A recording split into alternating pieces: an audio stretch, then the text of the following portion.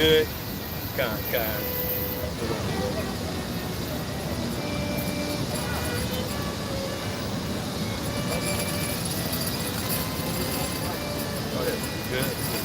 All right, Shalom.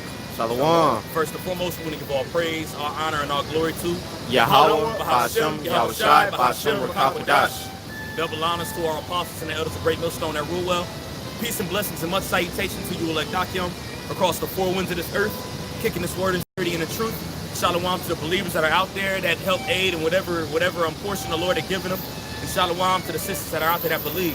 We understand it's more so few than many, but there are also women that are out there that help aid the prophets and the disciples, just like back then, and they're back here today in the reincarnation, just like the prophets and the helps are back here today.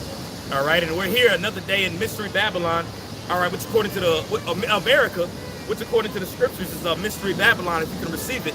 All right, and we're here to prophesy another day the downfall of this wicked kingdom America that helped oppress the children of Israel, just like Babylon did back then, just like Egypt did back then. We're here today standing in our lots, just like the prophets stood back then, before every great nation, every kingdom, preaching of the downfall of this place, man. All right, and we were doing some meditating, some talking about a few things before we started camp. All right, and through the Spirit, we're going to go into the days of Noah. All right, as Noah had prophesied back in the ancient world before the flood, the pending destruction that was going to come to the world, we're here in the same lot, in the same state as Moses, doing the same exact thing. Because just as Moses was prophesying the downfall of that world back then, the world was in utter disarray. It was in chaos. You had the sons of Cain that had rulership and dominion on the planet Earth. And Noah was only one of the few righteous men that was left. All right, and he was of the righteous seed of the sons of God, just like we are today, which that new word of sons of God goes into Israel, Yashra'Allah, which means he is a prince of God. All right, and going into the days of Noah, we're living in the days right now where everybody's drinking, everybody's giving into marriage, drunkards. All right, there's no type of righteousness on the planet Earth at all, period. The only righteousness that you see on the earth is the men of the Lord. And of course, the animals and the trees that are still within their order. All right. But you have man on the planet Earth, starting with Esau and Edom, the nation of the wicked. All right. Who was a so-called white man. After they've had supreme dominion on the planet Earth, the earth has gone in complete disarray, man. All right. And we understand that it starts with the elites. All right. But even you Edomites that are under the elites still uphold white privilege, man. All right. And that's the truth of the matter. So we're here to let you all know that you're going into slavery.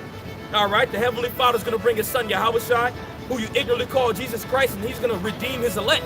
And it's going to be righteousness fulfilled on the planet Earth. All right. Just like the earth had to be destroyed back then, it's going to be destroyed now. Okay. You got that in Matthew? Oh, you got that in Matthew. Okay. Matthew chapter 24.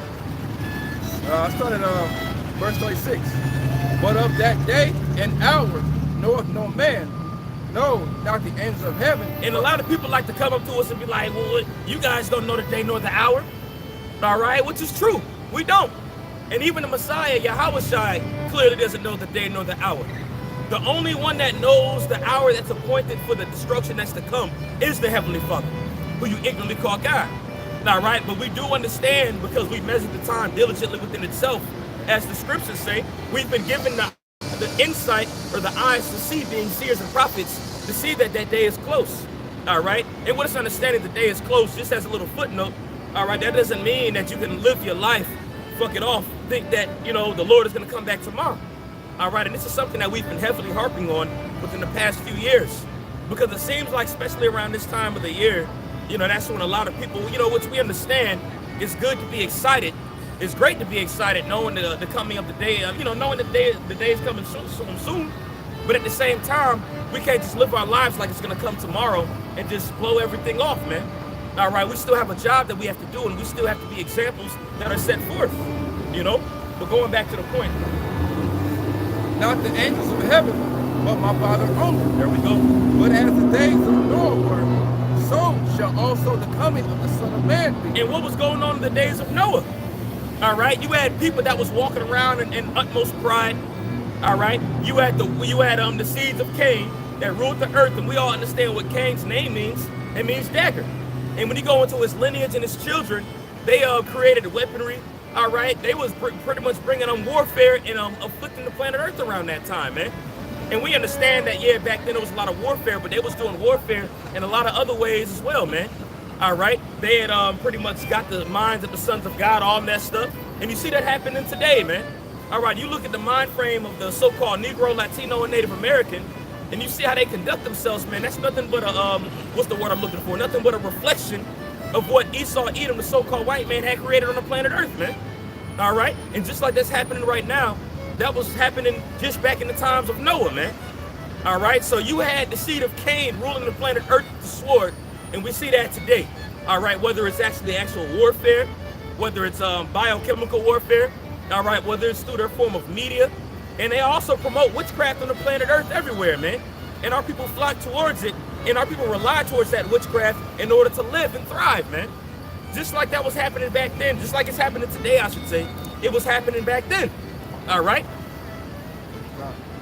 Whereas in the days that were before the flood, they were eating and drinking, marrying and giving in marriage. And what does that mean at the end of the day? It means they was partying and bullshit. Like that song Biggie Smalls came out with when he had first got popular. Let's party and bullshit. That was the mind state of the people back then, man. And it's obvious if you have eyes to see, which most people don't at the end of the day, but if you have eyes to see, you can clearly see that this is a mentality that's thriving and flourishing, just like back in the times of Noah. All right, eating, drinking, giving into marriage. And a lot of people don't understand what that means when it says giving into marriage. That doesn't mean they were just walking down the aisle and saying, man and wife, will you guys come together and kiss? It's not what it's talking about, man. When you go into that word marriage in the Greek there, I believe the word is game, or gameo. All right, like somebody say, I'm running game on this woman. You know, pretty much means that they was fucking. All right, there was a lot of adultery going on the planet Earth. All right, and we see today's society, especially within the music, how they really condone adultery to the highest degree. Just like in the days of Noah. All right, Mr. Steal Your Girl, that's Trey Songz's nickname. All right, and when you listen to music, it's always talking about how there's a woman that's in a relationship with another man, and he goes to show you he portrays his status, his glory on this side, and uses that to take that woman from that man and just to have sex with her and push her to the side, man. Best believe, just as it's happening today, it was happening just like the days of Noah. All right? Yeah, it's one Jay thing, man. It said when I step in the place, you're gonna cuff your girl. Right. Like, wow, well, the ratio of women to men is already outrageous, man. There's way more women on the planet than there is men, so there's no reason for them to be like that. Right. You know, but that's just that doctrine, that mindset, that spirit that's being pushed out of us going into. That's right. That's right.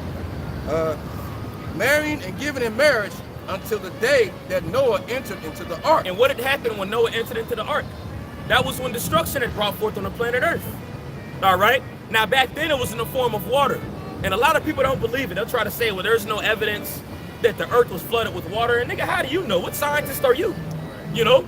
And there's plenty of evidence that's out there. But the thing about it is, you really think these devils are really going to push that to the forefront, man? You can even read it. Matter of fact, really quick, if you can hold that, go to Jeremiah chapter 8 and start at the top. All right? Because the evidence is out there.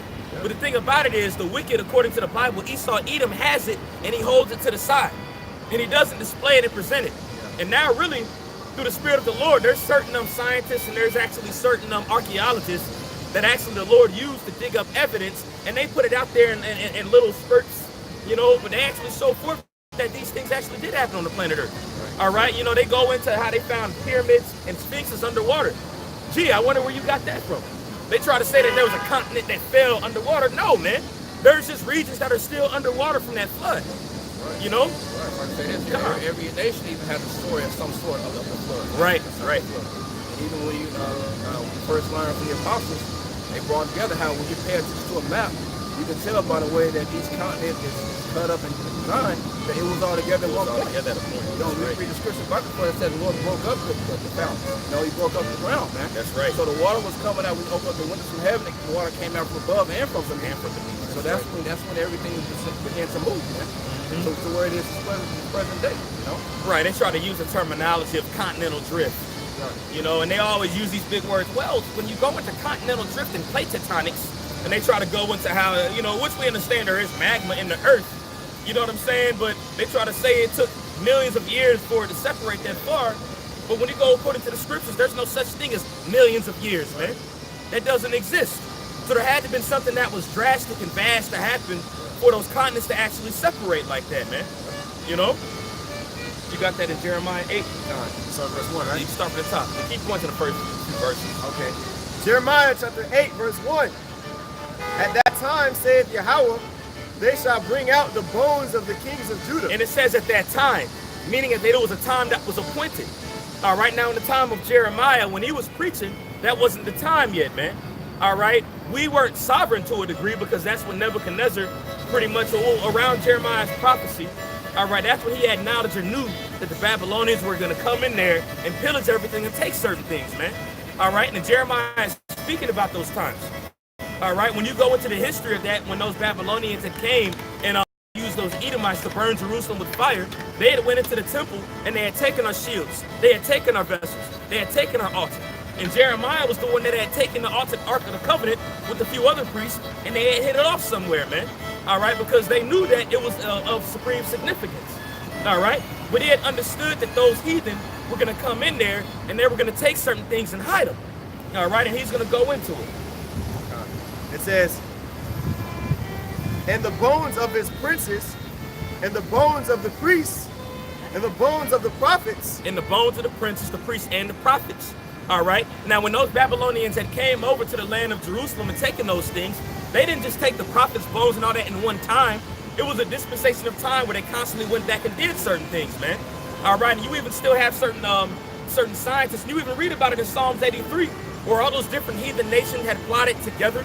Matter of fact, you can hold that really quick too. How those different heathen nations had plotted together to stop us from being a people on the planet Earth.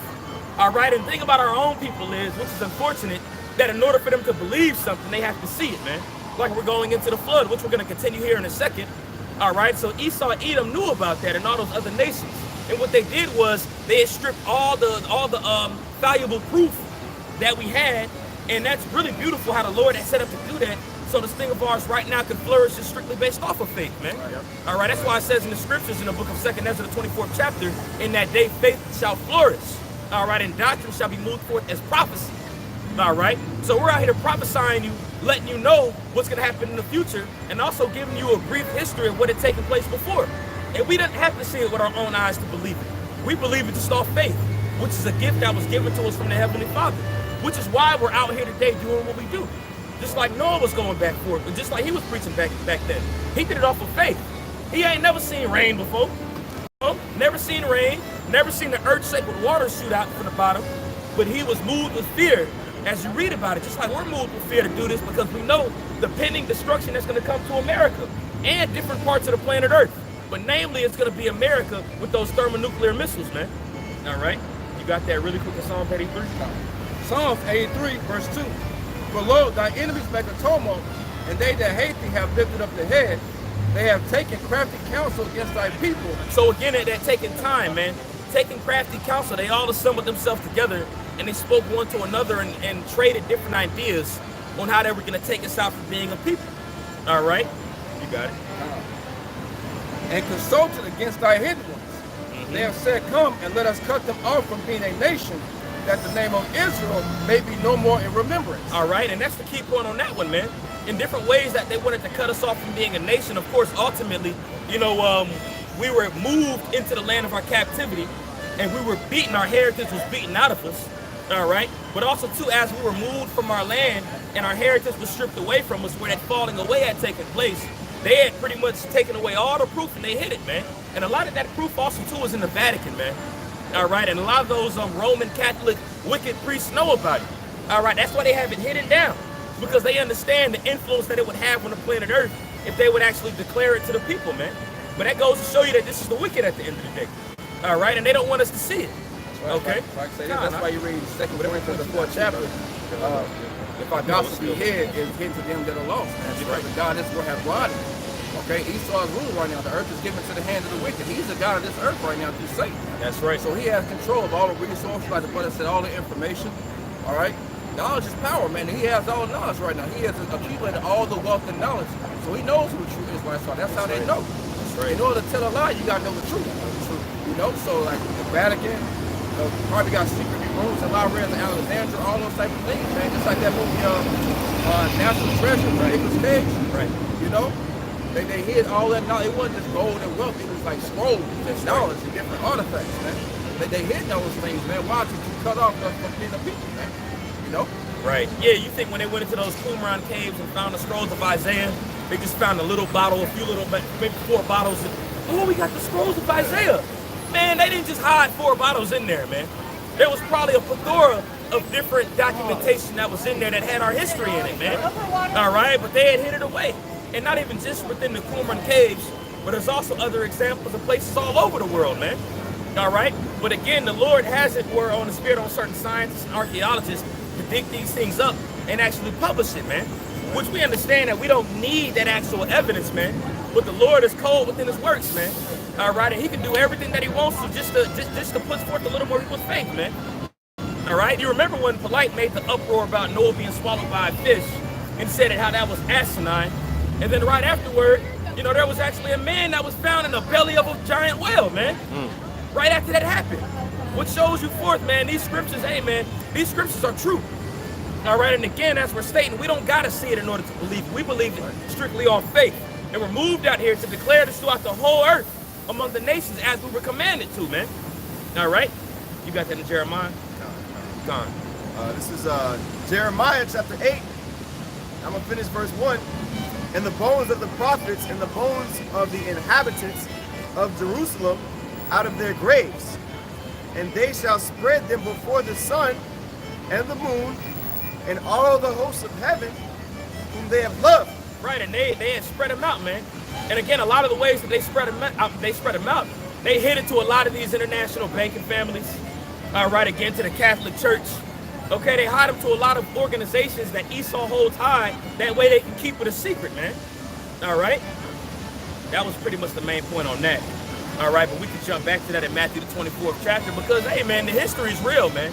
But we're out here to declare it by word of mouth, man. That's why it's written in Romans the 10th chapter, faith cometh by hearing. Hey. And hearing coming by the word of the Most High. Right. Which goes to show you it's by word of mouth and not by eyes to see. All right? That's why it says walk by faith and not by sight, man. All right? Hey, if the Lord wanted to, yeah, he could definitely have all these things showing up, man. But hey, man, his word doesn't return them to a null and void. And it was going to be written, and it said that thine eyes shall see thy teachers, and they shall listen to him and say, this is the way. So it's ultimately going to come by hearing the word, man, and not by eyes that see. All right? And it's also separating the wicked of our people from the righteous of our people, man. All right? That's what the Lord did. Every time, a lot of times when he spoke, man, that's why he said, I came to bring division. When he spoke, you that's right, after that, the scripture say that how they were divided, man. You know? And that word brings division, man. You know, just like the word is like unto a sword, what does the sword do? The sword cuts and divides, man. That's what this word is doing, man. Hearing this word will separate the wicked from the righteous, man. Those that take heed, those that reject it, man. That's right. It's either one or the other at the end of the day. That's right, brother. Matthew 24 and 38 again. Going back into the days of Noah and how that's likened to today. Yep. All right? Whereas in the days that were before the flood, they were eating and drinking, marrying and giving in marriage. Go ahead. Until the day that Noah entered the ark, and knew not until the flood came and took them all away. All right, and what does an ark signify? What does an ark signify? All right, because it was a boat. All right, but it was called an ark. The reason why it's called an ark, when you go into the word ark means a bridge. All right, and an ark was that bridge or that device that was used for the righteous to dwell inside and be converted from the old into the new. All right, and what was getting ready to take place? There was going to be a flood on the planet Earth. It was going to kill majority of people on the planet Earth except 8 souls, man. All right, and he's likened the days today as in the days of Noah, which goes to show you that there's a pending judgment and destruction that's coming, and only few are going to be saved, man. All right, and you got a precept? Yeah, I mean, it's a little long, but Peter. John, go ahead, brother. Okay, this is 2 Peter chapter 2, verse 4. For the Most High spared not the angels that sinned, but cast them down to hell. And a lot of people think that that's talking about fallen angels, man. That's not what that's talking about. We're likened to angels, man. When you go into that word angel means messenger. All right, and if you can hold Genesis, the 6th chapter, starting from the top, where it goes into the sons of God. Because a lot of people get that misunderstood. The sons of God were the sons of Adam. If you can hold that in Luke, the 3rd chapter, in the last verse. Matter of fact, let's get, before you continue on that one, that way we can bring understanding on who the sons of God actually were and how they weren't talking about angels. You can get that in the last few verses where it goes into the lineage of Adam. All right, Baba Kashaw, and then we can get to that precept there. All right, that way we can bring forth understanding, because we've been lied to as a nation of people, man. They taught you that there was angels that rebelled against the Lord, which an angel is a perfect being, and they'll tell you they rebelled against the Lord and they came down and they had sex with women. When the scriptures clearly say by the Lord, who you ignorantly call Jesus Christ, he says angels don't marry, nor they're not given into marriage, man. All right, so this is actually talking about us at a point in time. All right, Adam fell. After they ate that forbidden fruit, they fell from the graces of the Lord and got cast out of the garden, man. They fell from a state of immortality, man, like an angel. Go ahead. Last verse you said? Like Yeah. what's Enos, the son of Seth? Yeah, it goes into the lineage of Adam. Okay. It says, you can start like from the top or just go, I'll just get the last two verses. Yeah, the last few verses. It says, verse 37, Luke 3 and 37, also verse 36, which was the son of Canaan. And again, it's going into the sons of Adam, but it's going up toward till you get to Adam. Right. All right. Which was the son of Arphaxad, which was the son of Shem, which was the son of Noah, which was the son of Lamech, which was the son of Methuselah, which was the son of Enoch, which was the son of Jared, which was the son of Meliel, which was the son of Canaan, which was the son of Enoch or Enos, which was the son of Seth, which was the son of Adam, which was the son of God. All right, so it clearly tells you that Adam was the son of God, man. All right, and so if Adam was a son of God, that must mean that Seth, Enos, Canaan, Mahalalel, all right, all those names that were written were sons of God as well. And they all had children too. All right, so there was a nation of people that were considered the sons of God, and they were called Adam. They were called Adamites. All right, just like we're called Israelites today, which means he is a prince of God. And a prince to a king is a son, which shows you that Israel is nothing but another name for saying a son of God, which is what we are today. All right, you so-called Negroes, Latinos, and Native Americans are the true Israelites that the Bible speaks of. You are the sons of God. But the thing is, you are wicked, just like how they were wicked back then. And it's only going to be a portion of those men that are going to be saved, like Noah and his family. Only a portion, a little small remnant that was saved, man, which is what we're going into. Okay? That was it on that in Luke 3rd chapter. You good, brother? Baba Kashaw. Genesis chapter 6, verse 1. And it came to pass, when men began to multiply on the face of the earth, and daughters were born unto them, that the sons of the Most High saw the daughters of men, that they were fair. So going into these different sons of God that we just read in Luke the 3rd chapter, all right, of course they're going to multiply. Why is that? Because there was a law that said, be fruitful and multiply. All right, so they multiplied and had hundreds and hundreds of kids. It was a large nation on the planet Earth that were considered sons of God. But the thing was, they were influenced by the wicked, man. Because as they had multiple kids, you had Cain, and we don't got to get it, but you can read about that in, I believe, Genesis, the 5th chapter, the 4th or the 5th chapter. I believe it might be the 4th. But it's one of the two. But it goes to show you that Cain had children as well. And they had a huge influence on the planet Earth around that time, man. All right, because what? Remember when that apple, when that philosophy was taken and that fruit was bitten, that's when sin was brought forth on the planet Earth. All right, and our own people are attached to sin, man. They attach to sin like water molecules are attached together, man. All right, so when sin brought forth on the planet Earth, and you had the sons of God, and they seen the daughters of men in these different nations, they fled into it, man. When naturally, really, supposedly, we weren't supposed to lay with these other nation women, man. All right, now we do it. If you do it today, it's not a sin. All right, because all our own people are heathen anyway. But back then, the Lord wanted everything tight, so we weren't supposed to lay down with these other nations. All right, because what? We were going to take on their own ways. We were going to take on our own philosophies. We weren't supposed to mingle our seed among those heathen, man. But the thing about it is, that's what our people did back then, man. And that's why a lot of the sons of God were brought forth to be more wicked, man. Because they started worshiping the gods of these other nations, man. All right? Oh, yeah, you got that. That's right. And they took them wives of all which they chose. And Yahweh Bashem Yahushua said, my spirit shall not always strive with man, for that he also is flesh. Yet his days shall be 120 years. Right. All right, my spirit shall not also thrive with man, because he's seen what was taking place, man. He's seen how the sons of God were laying with these different women that were here. This ain't talking about angels that came down from heaven and laid with women. All right? That's dogma, man. That goes into Greek mythology if you want to get down to the nitty gritty, man. Those ancient Greeks and those ancient customs, those heathen nations even back then believed that, man. All right, and the reason why they thought they were angels because they were of a higher stature, man. All right, they were the sons of God. So if they were the sons of God, they had different wisdom and knowledge that the different nations had on the planet Earth. All right, they believed them to actually be gods. All right, matter of fact, so I can hold that, and somebody knows where it goes into how those heathen called Paul and Barnabas, Jupiter and Mercury. Acts 17. Yeah. No, it's Acts 14. Acts 14. Yes, Acts the 14th chapter. If we can pull that up, and also there's numerous scriptures where the heathen looked at our people like, yo, these people are godlike, man.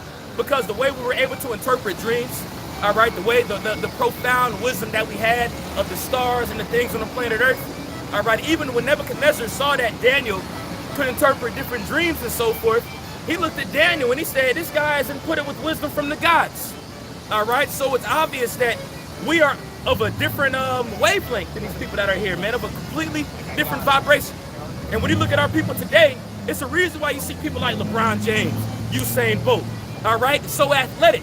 All right, it's a reason why we're the creators of everything, man. Different science, technology, the vehicles. All right, the first heart surgeon was a Jake. When you look at our people, when we touch something, we overexcel at everything, man. Which goes to show you that we're closely linked to that power more than all the other nations on the planet Earth. All right? Come on, brother. Psalms 82:6.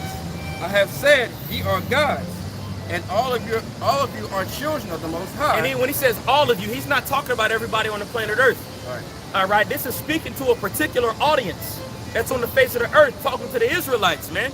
Again, when you go into the word Israel, Yashar Allah, it means he is a prince of God, or he is a son of God.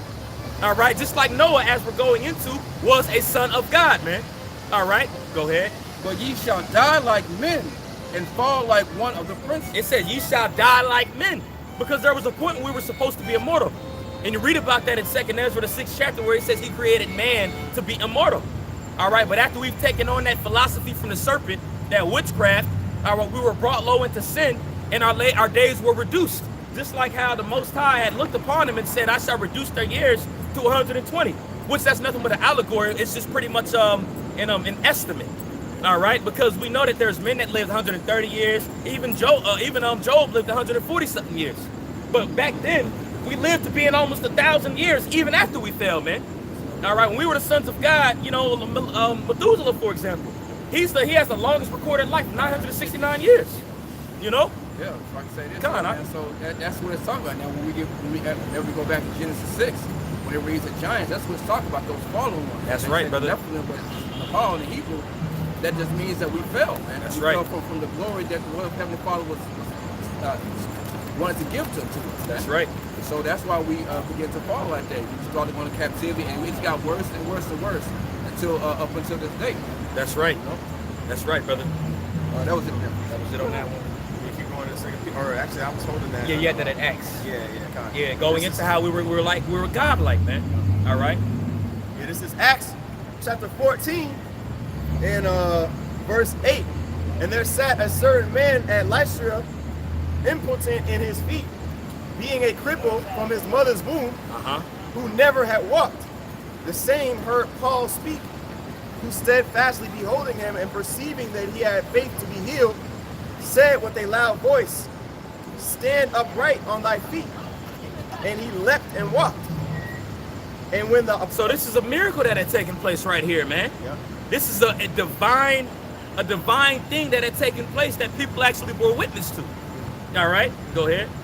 It says, and he leaped and walked, verse 11, and when the people saw what Paul had done, Go ahead. they lifted up their voices, saying in the speech of Lycaonia, the gods are come down to us in the likeness of men. So they looked at Paul and Barnabas and said, yo, man, these people are gods. You know? They said the gods have come to us in the form of men. Now, the only difference is we understand that Paul and Barnabas weren't Jupiter and Mercury, as it's about to go into, but it just goes to show you that people recognize that this is a power that throughout time they were unfamiliar with, man. All right? But hey, going into the sons of God, we had different stature back then, man. All right? Now, it doesn't say that there were miracles and everything that the sons of God were doing, but it signifies them being the sons of God. All right, go ahead. Verse 12. And they called Barnabas Jupiter and Paul Mercurius. And those are deities that they actually worship, that they were familiar with. All right, these Jakes that dwelt in that land, all right, they were familiar with the God of Israel. They were heathen at a point of time. They were likened unto Gentiles. So they called unto the gods that they were familiar with. And best believe it was probably actual heathen that was mingled amongst them to see it. All right, but a lot of them were Jakes that throughout a dispensation of time through the diaspora, after they were scattered to that land, they started calling on those different deities and those different gods. So when they seen Paul and Barnabas perform those different miracles, they were like, man, these people gotta be gods, you know? So there's no difference in today, what we are today, than what we were doing back then, to us being called the sons of God back then, who were the sons of Adam, all right? Which means man of the earth, or son of the earth, all right, or of the earth, okay? That's why when the Lord had spoke to Ezekiel, a lot of times he says, thou son of man. He's just calling him a son of Adam, which the son of Adam was nothing different than a son of God, okay? You got that in Genesis, the 6th chapter? All right, we can continue back on that, the water. All right, back in Genesis 6 and 4, there were giants in the earth in those days. And the brother brought that point up earlier, man, because a lot of people they be like, see, they had to be angels that came down because they were likened to us giants. But when you go into that word giant there, within the actual language that these scrolls were written, which is the Lashuan Kodash, which means the holy tongue, when you go into that word, the word there is Nepal, all right? And then when you go into the word fall, that we read in Psalms 82 and 6, it says, ye are sons of God, but ye shall die like men, ye shall fall like the princes. When you go into that word fall and the word giant there are the same word in the Hebrew, which means to fall. And what did they do? They fell from their glory, man. All right, that's all that means. They were actually, sons of God. Right. But it says that they just fell, man. Go ahead. And also after that, when the sons of the Most High came in unto the daughters of men. See, these giants, these fallen ones, all right, speckled bird. All right. But when you go into that, man, all right, matter of fact, read that again, Baba Kashaw. And also after that, when the sons of the Most High came in unto the daughters of men. All right, just like our people today, man. You know, they love these other, which the other nations look good, man. Dope thing about it is, hey, man, our own women are like another heathen, man. So, it is what it is. We have a seed. It's going to be an Israelite anyway, man. Right. It ain't as pure and perfect that it was back then, man. So the Lord isn't as strict on mingling those seeds, man. All right, and again, we have examples in the scriptures, man. Right, yeah, when Jacob was righteous, and had a woman of the nation, the Lord didn't say anything, man. Right.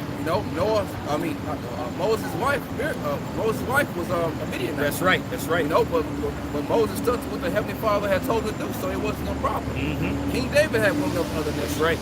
King Solomon. The only problem with King Solomon was he started worshiping other gods and building up monuments. That's right. To their gods in the end. That's right. But that, like I said, that wasn't the issue. It's like Ezra. The issue was that their kids couldn't use the Hebrew. Right. Man. They were taking on their philosophy. I'm sorry, brother. No. Yeah, they were taking on the philosophies, and that's beautiful. You brought up the example of Solomon. And Solomon was the son of God, but what caused Solomon to fall from his glory? Right.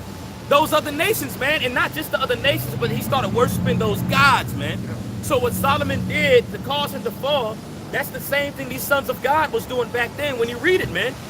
All right, they started following their ways of those different women from the earth, those different heathen women. All right? And they bear children to them. The same became mighty men which of old, men of renown. Yeah, man, mighty men of renown, all right? Meaning that they were still of the sons of God, but the difference was their mother were of heathen nations, man. All right, so some of them came out looking different, maybe. Now, of course, everybody was pretty much dark back then around this time, okay, except for the sons of Cain, but when you go into the sons of God and even those different heathen nations, the sons of man, all right, they were all dark, but they pretty much had different features that didn't mimic what the sons of God were supposed to look like.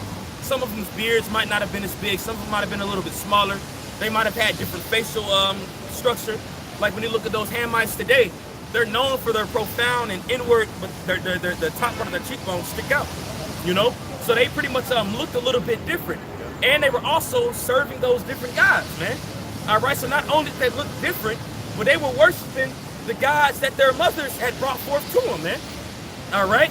And it was a lot of stuff on the planet Earth, and this is a huge reason why the Lord wanted to get rid of everybody on the planet Earth, man. Because naturally, he wanted everybody to worship him.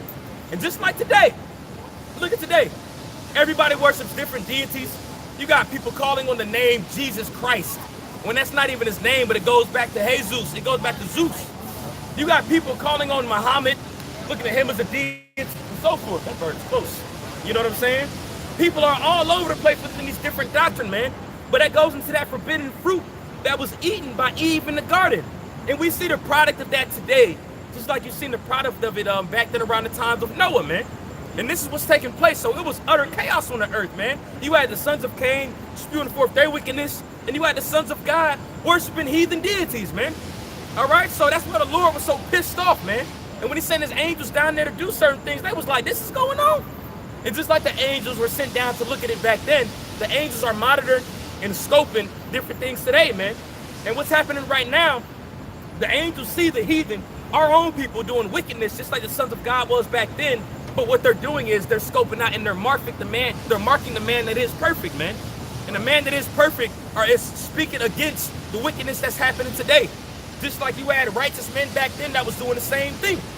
Okay? It's getting to a point where it's getting to be too much. Right. You know what I'm saying? Just like in the days of Noah, it got to a point where, okay, all right, shit, enough is enough. You know, that's the time that we're getting to, just like in the days of Noah, man. That's right. To where even the sons, the majority of the sons of the Most High is out here not worshiping, man, like that's what it's going into, man. So it's coming to a head. That's why the days are getting short, and therefore no flesh shall be saved. If this continues on, man, the whole earth is going to be destroyed, man. There's going to be nothing left, you know? So the Most High is sending out his men, as he always did, to preach righteousness, man, to prepare the way, you know? That's right. Gone. All right. You can hold that Genesis precept through that. 65. And the Most High saw that the wickedness of man was great in the earth. See what I'm saying? So it was wickedness of man that was great in the earth, man.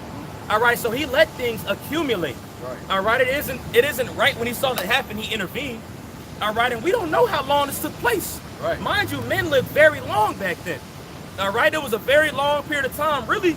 All right, when Abraham was doing his thing, you know, that was roughly 5,000 years ago, man.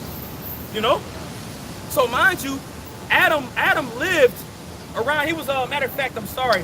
All right, because you know, the Lord had created the earth, and it took him 6,000 years to create everything, and man was created on the 5,000th year. All right, so you had man that was on the planet Earth, and around an extra 2,000, 3,000 years of time, you had the sons of men doing a bunch of bullshit on the planet Earth. All right, so what? 2,000, 3,000 years before us. That's when you see Abraham and all them doing their thing, man. So you subtract 3,000, 2,000 years behind them, and that's when you had the sons of God on the earth doing they, excuse my French, doing they fuckery, man. You know? It's going to say the Most High is long suffering. Right. You know, so he lets these things build up, but for the exact judgment, you know, everything play out righteously and properly. That's right. Time, you know? And the Most High saw that the wickedness of man was great in the earth. And what was he seeing, man? Women around dressing like sluts, conducting themselves as sluts. All right, it was probably homosexuality going forth. All right, hey man, he said like the days today, it was just like the times of Noah, man. They was getting down, getting all type of freaky zeeky back then, man. You know, so the Lord was looking at things, and like the priest that made the statement, he's long suffering. He allows people to stack their sin on top of sin. And once it got to the point, man, he was like, something has to happen. All right. Real quick. Isaiah 42 and 14. I have long time holding my peace. I have been still and refrained myself. Now will I cry like a travailing woman. I will destroy and devour at once. And how does he start off? How does he cry like a travailing woman at first? He sends his prophets out, man. All right. That's why the scriptures say, cry aloud. That's why it says, cry aloud and spare not. Lift up thy voice like a trumpet and show my people their transgressions. All right. And there's a saying that goes, when words don't teach, adversity will, man. All right, so the more you don't want to hear the prophets of the Lord and what the prophets of the Lord have to say, which we are the prophets of the Lord, all right, the Lord is going to send forth his judgment. And then as it's written of in Isaiah, the 42nd chapter, all right, matter of that wasn't, where was that at in Isaiah? Was it Isaiah 65? That's the cry of a travailing woman? 42, yeah, that's in Isaiah 42. He's going to cry as a travailing woman. All right, and that's going to come in the forth of the judgment that he's going to send. The nuke that's going to fly, the perils that are going to take place on the planet Earth. And at the end all be all, when Yahweh Shai comes back on those chariots with the rest of those angels bringing forth that fire to the earth, that's how he's going to cry. The only difference was back then, it wasn't meant to be done with fire, but it was meant to be done with water, which signifies baptism, which signifies purging, which signifies purifying, man. So when the Lord's seeing all the wickedness on the planet Earth take place, he's like, this got to be purged, man. All right, and he separated his from the rest of the world, which he's doing right now. The difference was you had the righteous sons of God, Enoch, Methuselah, Lamech, Noah, that righteous line, he separated them, man. All right, and he actually showed mercy on Methuselah and killed Methuselah off before the flood even took place, man. All right, and the Lord is going to do that even to certain righteous men today. Matter of fact, if somebody can get Isaiah 57:1 really quick, then we can jump back to that in Genesis. It's Isaiah chapter 57, verse 1. It says, the righteous perisheth, and no man layeth it to heart. Yeah, the righteous perisheth, man. All right, so there's righteous men that are going to perish too, just like back then. All right, just so they don't have to go through the destruction and the judgment that's going to take place. All right, that's pretty much it on that one. We can jump back to that in Genesis. And then we can get that in Noah, how the lament, bore Noah, and what was taking place on the planet Earth, and how we signify that as well. 2 Thessalonians chapter 1, verse 5. Back in Genesis 6 and 5, and the Most High saw that the wickedness of man was great in the earth, and that every imagination of the thoughts of his heart was only evil continually. Continually, man. Only evil, man. And that's nothing different than what you see right now, man. All right? And best believe back then, a lot of those people were doing wickedness, and in their minds, they thought it was right. Best believe back then, they was looking at the gods that they served, and they thought it was a good thing. They were like, hey, as long as everybody's coming together, we're good. And that's the mindset of you people today. You people ain't about division. You people think the only way that everything will get better is for everybody to unify together. When that completely is opposing what the scriptures say, man. The priest made a statement earlier when the Lord said he comes to divide, comes to split, comes to separate, man. And again, when you go into separation, it goes into baptism or purging, man. All right, and the Lord literally had to kill off everything back then in order for righteousness to flourish. And just like he did it back then, he's going to do it today. That's why he has the mind state of these heathens, all right, ready for war. That's why he has all these heathen battling together across the Mediterranean coast, getting ready to fight over there in the Valley of Jehoshaphat, man. That's why these heathen are contemplating together, shooting missiles off over to America. That's why it's conflict that you see with Russia, Iran, and Israel, all right? Which Israel is nothing but an extension of America today, going into the state of Israel. You see all this division and separation taking place in order for the Big Bang to get let loose, man. And when I say that, I'm talking about the big payback. I'm talking about war, judgment, destruction, man. Fire, okay? But again, he lets it accumulate. Just like he lets wickedness accumulate, he's letting war and rumors accumulate too. Just like we read earlier in Matthew the 24th chapter. Right. And that's also pursuant to Ecclesiastes 8:11. Those sentiments and evil work is not executed speedily. The heart of sons of men is fully set them to do evil, man. That's right. Both sides letting everything build up, man. And they think, like the brother mentioned, everybody think they're right. Just like back then, they thought they was cool. Because there was no sentence, no judgment going on. That's right. But most sides letting it build up, man. They had to do a lot of wickedness, man, in order to justify him killing everybody on the planet Earth. A lot of BS like today, man. We see stuff daily to where new wickedness is coming out on each side of so-called white man. We're seeing Jake stoop, find a new level to stoop to. When you think that there's like Jake has hit rock bottom, there's always another level to go through. That's why the scriptures say, how great is that darkness, man. So all these things got to be justified to match the judgment that the Heavenly Father prescribed, man. That's right, brother. So they had to be showing naked ass, as they say. Straight up. You know what I'm saying? They were showing their ass, man. Going hard as hell in wickedness. Hey, that's the spirit. You said that they were showing their ass off, which goes into them being naked, man. Yep. They weren't covered no more. The sons of God weren't covered no more. That's right. They was doing too much wickedness. It was only particular of the elect or remnant of the sons of God, man. And the first one as an example or similitude of how the elect are going to be taken up today was Enoch, man. All right? He was so righteous and through his faith, he got beamed up into a chariot, man. Imagine the people that actually saw that take place, man. All right? People, if people seen him, but it goes into how Enoch was translated, man. Enoch was translated into a chariot back then, bro. Can you imagine that? He was going hard. Oh, and best believe people did see it. Reason why we know people seen it, because people are going to see it today, man. You know, he had to show forth an example. It was documented. It was written. Yeah. You know? Written, man. And even when Elijah was beamed up into a chariot, Elisha audienced it, and also 50 of the sons of God that was across the Jordan bore witness to it as well, man. The children of the prophets, as it says. You know? So the prophets was going hard back then, man. And as the prophets was going hard back then, the prophets going hard today. In the last days, as in the days of Noah, the prophets are going to be going so hard that every week, every day, you were going to be seeing them in the street corners, letting them know how their judgment's going to take place, letting them know the power that you think you serve, the fashion he's going to come back, and how he's going to purge the rest of the planet Earth. That's right. You know? It's a little more. We can read all the way up to verse 9. All right, verse 6. And it repented the Lord that he had made man on the earth, and it grieved him in his heart.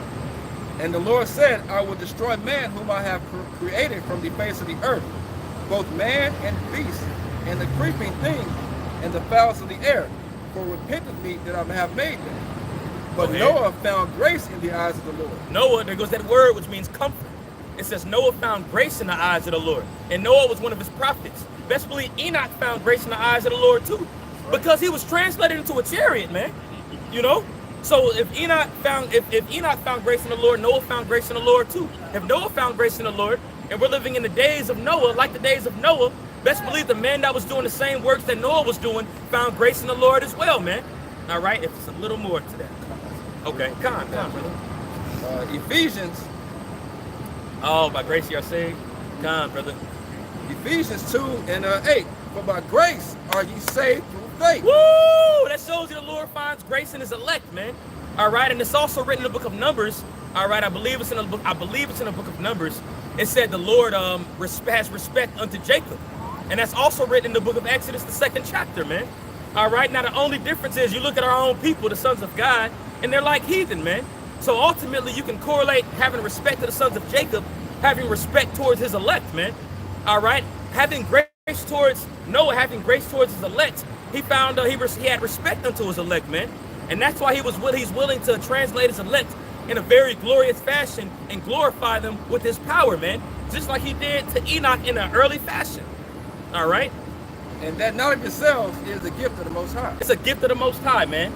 And best believe, even our presence on the planet Earth right now, saying it humbly, but also saying it boldly, that we do have the Spirit of the Lord in us, and we're a gift of the Most High on the planet Earth right now, man. Right. Because reason why, you all have opportunity. You Israelites, you so-called Negroes, Latinos, and Native Americans have opportunity to hear his word come out, man. But you reject it. But this is a gift unto you, and you can't even receive it, man. Right. We have piped unto you, and you have not danced. Right. We have sung unto you, and you ain't singing back. All right? We're prophesying unto you, and you aren't receiving it. But you mock at it, you scorn, you scoff, just like they did to Noah back then.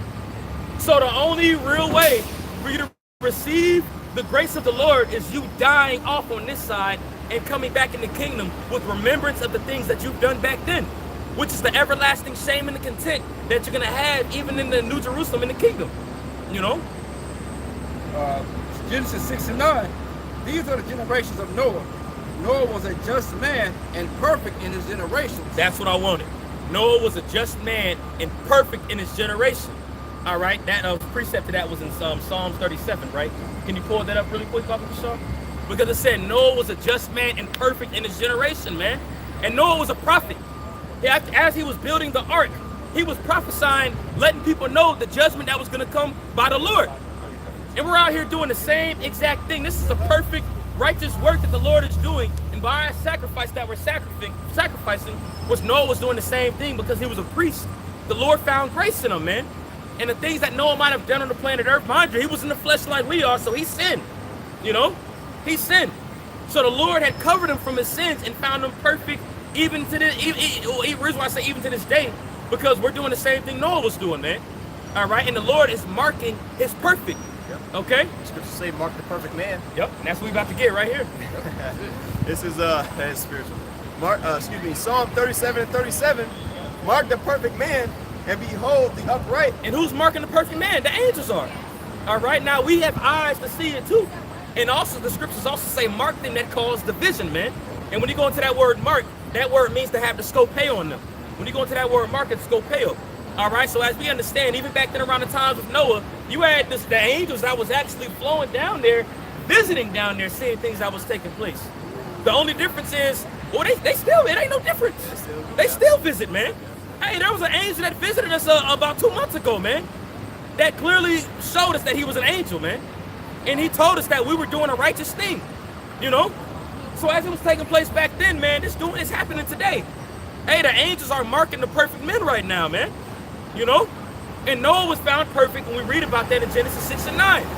So if the days of today are likened unto the days of Noah back then, and back then, Noah was marked as a perfect man, best believe the prophets today are being marked as those perfect men unto the Lord. That's why he finds grace unto him and has care unto his elect, man. All right?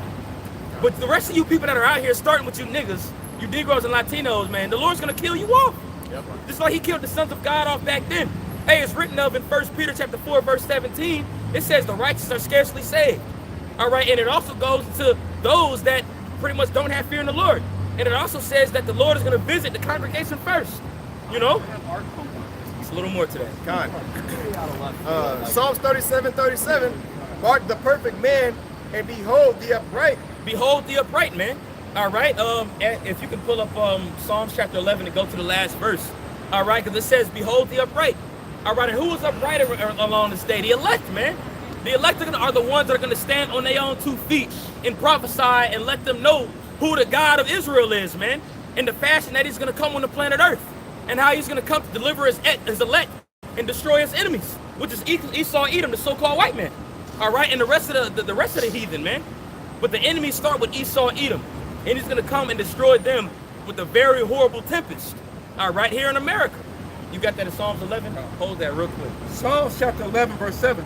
For the righteous Lord, Yahweh Bashem Yahushua, loveth righteousness. His countenance doth behold the upright. All right, so it says he loveth righteousness. So what are the elect going to be doing down here in order to be delivered? They're going to be performing righteousness. Just as Noah was performing righteousness. Just as Enoch was performing righteousness. Just as Methuselah was performing righteousness. These men were performing righteousness on the planet Earth, and it was a delight for the Lord to look at, man. That's why he looks at the prophets the same exact way, man. All right? And what starts with that righteousness that he delights in is faith, man. All right? Matter of fact, I know we going all over the place. Still hold that. But also hold Hebrews, the 11th chapter, in the 5th verse, Baba Kashaw. All right? Because it says, the Lord loveth righteousness, and his countenance beholds the upright. And his countenance means what? His face. When you go into that word countenance in Psalms 11, it's panya, which means face, his face. All right? Go ahead. Hebrews 11:5. By faith Enoch was translated that he should not see death. Because he was doing righteousness unto the Lord, and that righteousness was his faith. All right, the reason why Enoch was translated into that cloud was his faith. He meant to call upon the name of the Lord, man. That's right. He preached the name of the Lord amongst the men, man. That's right. He magnified that name, Yahweh Bashem Yahushua. Yahweh, you know. That's right. And that's why in Luke the 18th chapter, he makes the statement clearly saying, shall faith be on the face of the earth in that day? And you don't see faith on the face of the earth, man. You don't see faith. People might say they have faith, but where are your works? Where's the action that involves faith? Nowhere, man. What shows you faith is a gift that's only given to few. And that faith that's given to few is going to be counted righteousness in the eyes of the Lord. As we're going into the example of Enoch. All right, go ahead. It was not found because the Most High had translated him. But before his translation, he had this testimony that he pleased the Most High. What testimony? This testimony. What is the testimony of Yahweh Shai? The spirit of prophecy. And you also read about it in Jude, where it talked about Enoch was saying the same thing that we were saying, man. And that's in the book of Jude. All right, so that shows you what we're saying right now is no different than what Enoch was saying back then. All right? And a lot of people say the stuff that we say right now is hurtful. It's mean. We shouldn't be saying this. But the prophets were saying that same thing. And we can keep getting that in Hebrews 11 because it'll go into it. Verse 6. But without faith, it is impossible to please him. Without faith, which is counted for as righteousness, which the Most High looked at Enoch and accounted for it as righteousness, without faith, it is impossible to please him, man. Which goes to show you, you need to show forth your faith, man. If you're a prophet is going to be prophesying. That's the testimony of the Most High. I'm sorry, the testimony of Yahweh Shai, man. And it said Enoch had this testimony, man. He was prophesying. All right? Go ahead. For he that cometh to the Most High must believe that he is. He that cometh to the Most High, first you got to believe that he is. Go ahead. And that he is a rewarder of them that diligently seek him. And what is the first reward? Faith. And what is that reward going to transform into? A new body, a kingdom, having dominion in that kingdom, man. But you got to show forth these works down here, man. All right? We brought it the example of Noah, as it was a bunch of BS going on the planet Earth, witchcraft uplifted high. All right? Pedophilia was probably going on. Homosexuality was going on. Bestiality was going on. It was so much stuff that was taking place. The Lord had to kill everybody on the earth and only saved 8 souls. That's no different than right now, man. Without faith, it is impossible to please him, and he is a rewarder to them that diligently seek him. How do you diligently seek him? Get up in this word, man. That's right. Listen to the prophets, because the people that you all are walking past right now is the voice of the Lord. That's right. And this is namely pursuing to you so-called Negroes, Latinos, and Native Americans. You walking past the mouthpiece of the Most High, the God of heaven and earth, and you don't even realize it. And you're going to realize it soon when all judgment takes place, when he ain't going to be found. Best believe it says about Enoch in Hebrews 11:5, Enoch wasn't found because he was translated. He wasn't found. There's going to be a point when y'all looking for the men of the Lord and y'all ain't going to be able to find us. Lord willing, we those men. Go ahead. Verse 7, by faith, Noah being warned of the Most High of things not seen as yet. Noah was warned of the Most High, man. We're warned of the Most High. That's why it says in 2 Corinthians 5:11, through the fear of the Lord, we persuade men. You know? Noah was warned of the Most High. And after he was warned of the Most High that the Lord was going to destroy the planet Earth, what did he do? Moved with fear, Moved with fear. Go ahead. prepared an ark to the saving of his house. And that's what we're doing right now, man. We're preparing this ark spiritually, man. And the house that's going to be saved is going to be the house of David. Just like it was the house of Noah back then, it's going to be the house of David today. That's the only ones that have that ticket into that ark, which represents the chariots that's going to come and deliver us out here, man. Lord willing, with those men. Right. By the which he condemned the world and became heir of the righteousness which is by faith. People love saying what you guys are doing isn't godlike. You guys aren't supposed to be condemning people, bro. You guys aren't supposed to be speaking and judging people, bro. Hey, man, Enoch said he had this testimony. Noah had this testimony. All the prophets had this testimony. And part of this testimony is condemning the wicked, man. That's part of the testimony, man. And even Isaiah says it in Isaiah 61. He says the Lord had given a spirit on to preach good tidings, to proclaim the acceptable year and the day of vengeance. What is the day of vengeance likened to? The condemnation of this current world and the wicked, starting with Esau, Edom, who's the so-called white man. All right. What's it, Amos 5:10? Hate the evil, love the good, and establish judgment in the gate. Man. That's right. You know, that's what we are here to do, man. Through the spirit power behind our shot through the word. We're here to establish judgment, man. Establish the standard, man. Instead, tell our people and the rest of this world, which is many for, like the brother said, it's many for our people, the elect nation of Israel. All right, that if you don't live up to that standard that the Heavenly Father has set, man, there's going to be a judgment for you, a very harsh judgment that's proclaimed in the world, man. So in order to escape that, hey, you have to repent, man. Stop falling away in this world that's about to be totally obliterated, man. You know, that's the only way to escape this. All right? That's pretty much the key point on that one. You can keep reading that in Psalms and then jump to that in Peter, where it goes into how Noah was pretty much it'll say, I can't think of how it's worded right now, but it's in 1st and 2nd Peter 3 and 5. 2nd Peter 3 and 5. No. This is back in Psalms 37 and 37. For the end of that man is peace, but the transgressors shall be destroyed together. Hey, was David wicked for saying that, man? All right, because everybody say we all sin, which is true. But the only difference is the Lord is going to cover his elect sins. Right. All right, the Lord is going to cover that. But he said transgressors shall surely be destroyed. And this is King David, man. This is a man that was after the Most High's heart. This is the Most High's favorite disciple. You know, his favorite, man. So best believe he found favor in the eyes, he found favor in David, man.